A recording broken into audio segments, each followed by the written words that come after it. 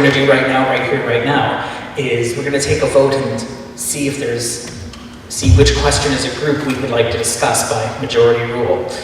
So, I'm going to offer the first question again. What's the difference between faith and naivety? If you'd like to discuss that question right now, we're going to take about 5 minutes and do it really abridged. Put up your hand. We'll put that one up.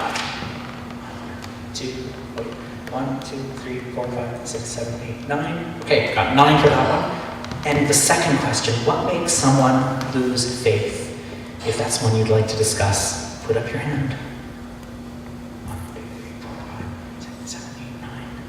Lots of tie. That never happens. Okay. You didn't vote. That's true, I didn't vote, but I like to try and take I absolve myself of all responsibilities. So, what we can do right now is, if we're going to take 5 minutes, because I still have a second routine to show you, we can take 2.5 minutes right now, because this is just about exampling what it would look like. Let's take 2.5 minutes and say, what's the difference between faith and naivety? And I'm going to step away from the microphone. But does anyone have any thoughts on that? I think it's something that we all go through in our own life sometimes, our own life of faith, which comes with highs and it comes with lows. So what in our mind, does anyone have any ideas?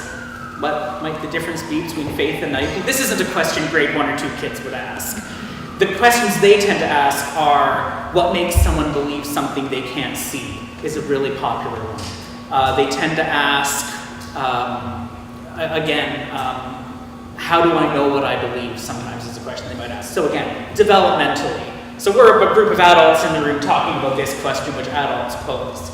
But again, this is part of how these all work developmentally with the age. So we've got about 2.5 minutes. Does anyone have any thoughts on the first question?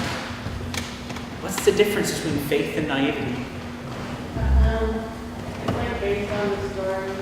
You could say that the people who are naive and people that own story listen and then get either distracted and choked out or whatever, and then faith isn't the same as naivety because the people that are faithful are the ones that listen and like thought about it and just like hear it and what they thought about it. Any other thoughts or any reactions? So the distinction for you was about people thinking about it versus just hearing it.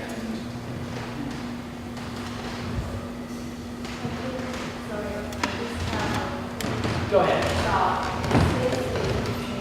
The relationship between you and God, and how do you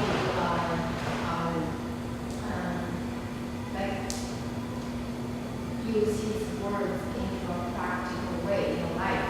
The naivety is just about simply, I believe in there is a God, but you don't know who is He, how does He work in our real life. The relationship between us and God is through His Spirit, and how does His Holy Spirit to guide us to fulfill His achievements in our life. So I'm going to sum up what you said. So this was the idea that faith is about relationship, including, you said, a relationship with the scriptures, with a relationship with how we know about God through the Bible. So when this happens with kids, they tend to feel much more free to speak. I know that adult anxiety of, oh no, I have to say something now. And of course, with the 2-minute time crunch. But really, it really allows them to use, as we both did here, use the story. The story becomes the frame. So at the beginning, I just put the word faith up, and it wasn't put in any particular context. But then you read the story, and that helps them understand. That helps them really give them a frame to think about it. And they can see, well, okay, maybe you might hear something but not believe it. You might hear something, but they can follow the parable. They can follow the riddle of what Jesus is saying in the parable. We have a couple more minutes. Do we want to tackle the second one? What makes someone lose faith? Anyone want to take the first? Go for it. Well, the story of the seed that's on the rock, there's nothing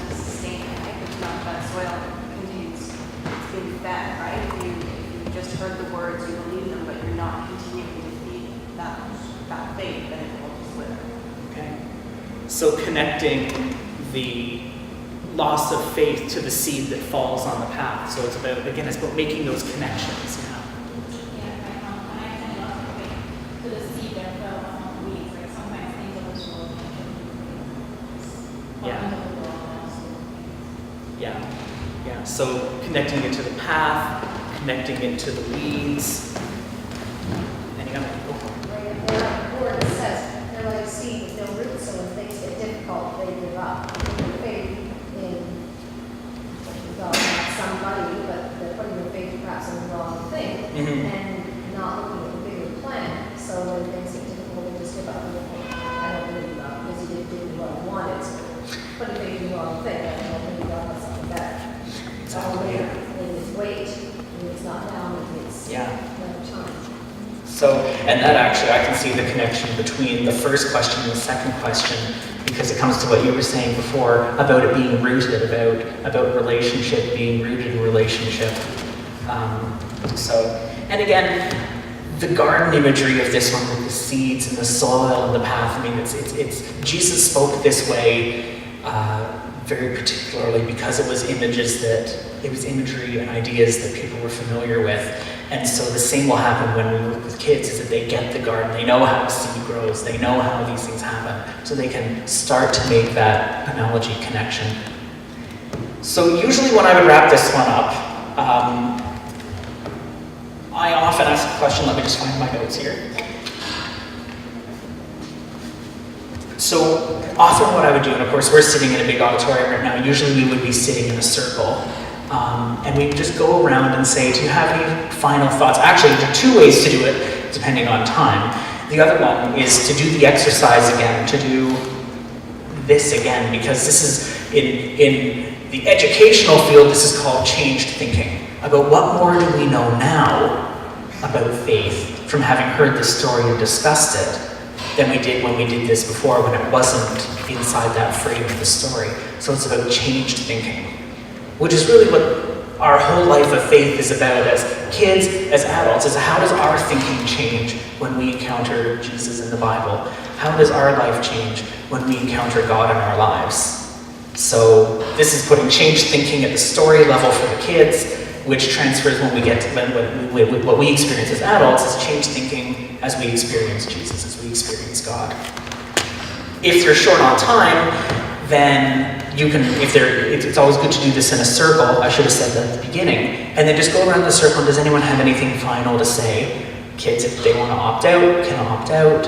And if kids want to say something, they can put up their hand. So that's a good way also to wrap things up.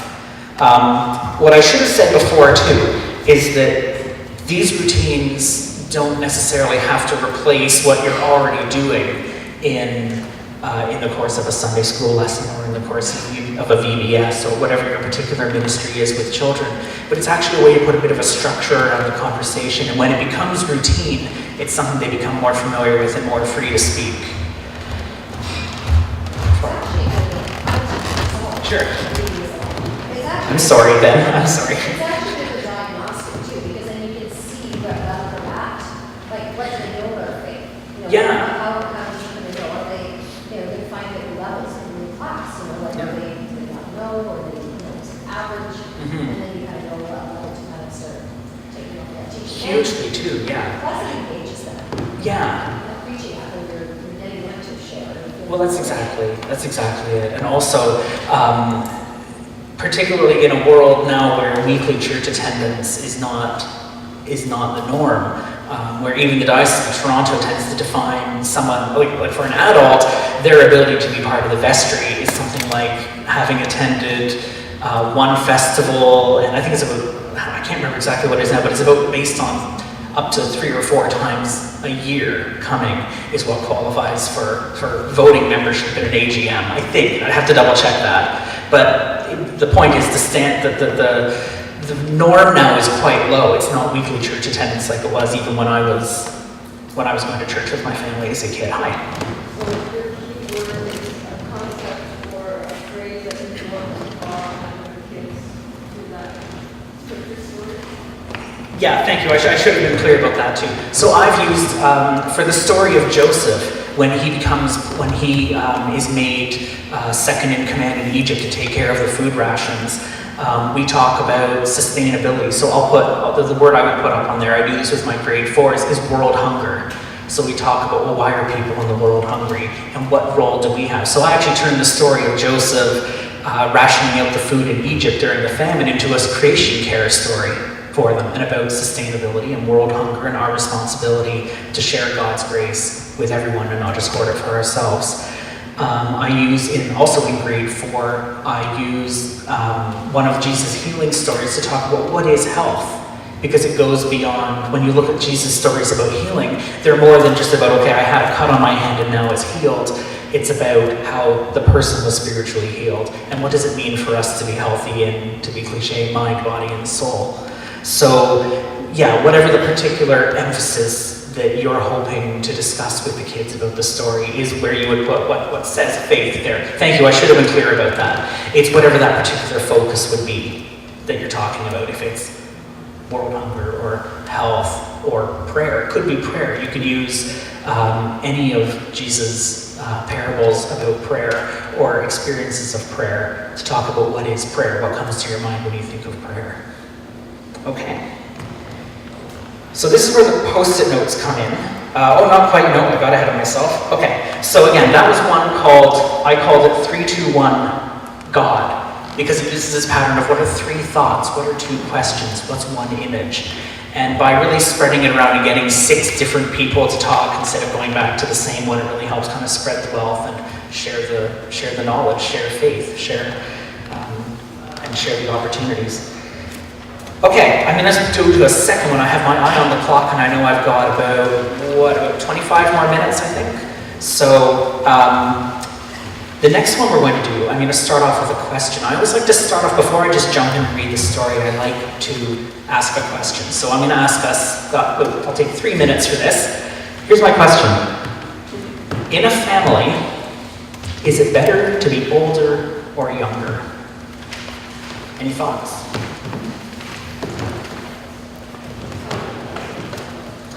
I'm going to say it doesn't matter whether we're talking about kids or adults. Kids usually have their perspective based on whether they have siblings or not. But I say answer it for yourself. Is it better to be older or younger in a family? Younger? Do you have a reason for that? Experiential or otherwise?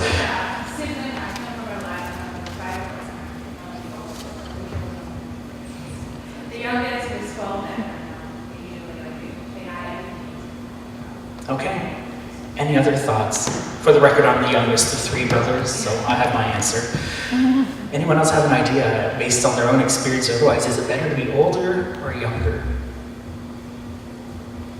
Younger, because there are more opportunities for you, and you get to see the older people struggle through life and try not to make their mistakes. Yeah.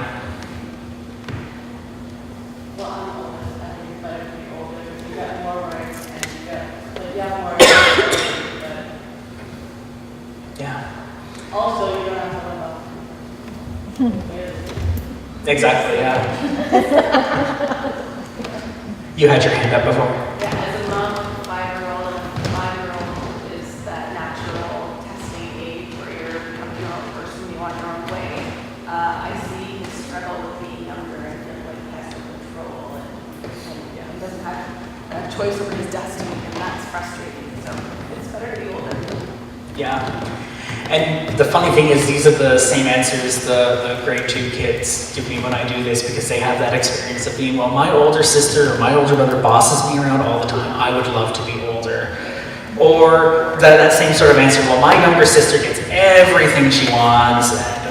So you tend to get those same sort of answers because it comes out of their own experience. I always like to start off with a question like this before they know what the story is going to be, because it doesn't color their experience of it. It's something they can think about. It's almost another changed thinking, or it may not be changed thinking, you never know.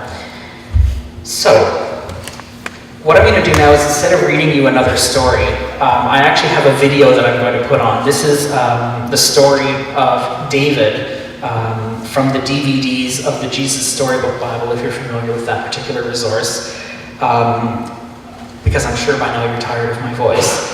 But generally, I prefer to read the stories to kids because part of our role of teachers, actually we were talking about, again, relationship and rootedness before, part of our role as teachers, my role as chaplain at the school, people who work with children, is one of relationship. And I always worry that using a video actually mitigates that relationship a bit if we're the one sharing the story with them, however we do that in our respective ministries. It really enables us to, reading the story rather than just showing the video, really enables us to build that relationship. It really gives that opportunity. But for now, this is the story of David from the Jesus Storybook Bible. Just make sure my sound is working first.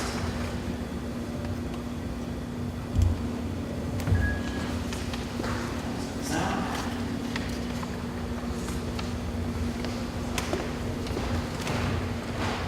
The teeny weeny true king.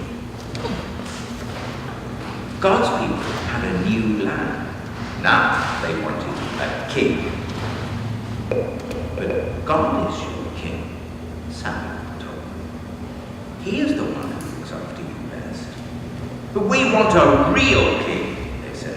One we can see. God knew that a king might not be kind to his people or look after them as well as he would. But God's people didn't care. They wanted a king, and they wanted him now. So God gave them a king. He was called Saul, and he seemed like a good king at first. But he became proud and stopped listening to God. He didn't obey God or love God with his whole heart. Saul can't help me with my plan, God said. I need a king who loves me and will teach my people to love me. I need a true king. God had just the one in mind. Go to Bethlehem, God told Samuel. You'll find the new king there. Samuel's job was to listen to God and tell people what God said. So Samuel went to the little town of Bethlehem. God told Samuel to go to Jesse's house. God was going to choose one of Jesse's sons to be the new king. Jesse had 7 strong sons. Now, in those days, if you were going to be the king, you didn't have to be the richest or the cleverest, although that was always nice. You had to look like a king, which meant you had to be the tallest and the strongest. So you could carry the longest swords and biggest armor and defeat everyone. And it didn't hurt to be handsome either. Samuel asked Jesse to bring him each son in turn. So Jesse brought the oldest, tallest, strongest son. Oh, this must be the new king, Samuel thought. He looks like a king, but God didn't choose him. You're thinking about what he looks like on the outside, God told Samuel. But I'm looking at his heart, what he's like on the inside. So Jesse showed Samuel his next oldest, tallest, strongest son. But God didn't choose him either. In fact, God didn't choose any of the 7 sons. Samuel said, "Is that all?" Jesse laughed. "Oh, no. There's the youngest one, but he's just the weakling of the family. He's only teeny." "Bring him," said Samuel. Jesse's youngest son came running up, and God spoke quietly to Samuel. "This is the one." His name was David. "He has a heart like mine," God said. "It is full of love. He will help me with my secret rescue plan. And one of his children's children's children will be the king. And that king will rule the world forever." Samuel anointed David's head with oil, which was a special way to show that you are God's chosen king. "You will be the new king one day," Samuel told him. And sure enough, when he grew up, David became king. God chose David to be king because God was getting his people ready for an even greater king who was coming. once again God would say, go to Bethlehem.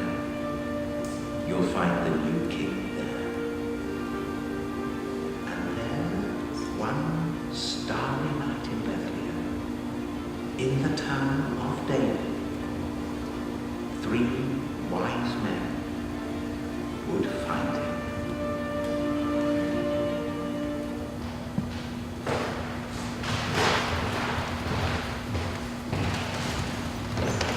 So again, as always, I would ask, again, any questions about that story, because some of it may be a new story, something you're not totally familiar with.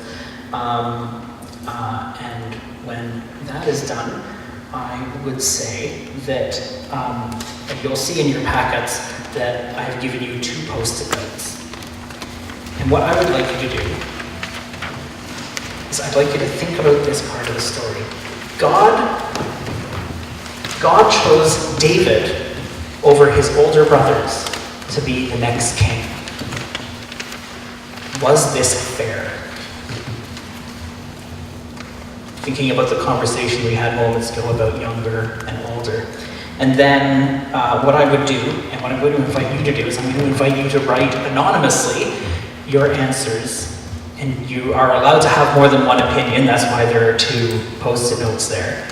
And as you wish, I'm going to draw a line here. Usually what I would do is I would have that line there. I'm just going to draw it on here. And this is the opportunity to stretch your life.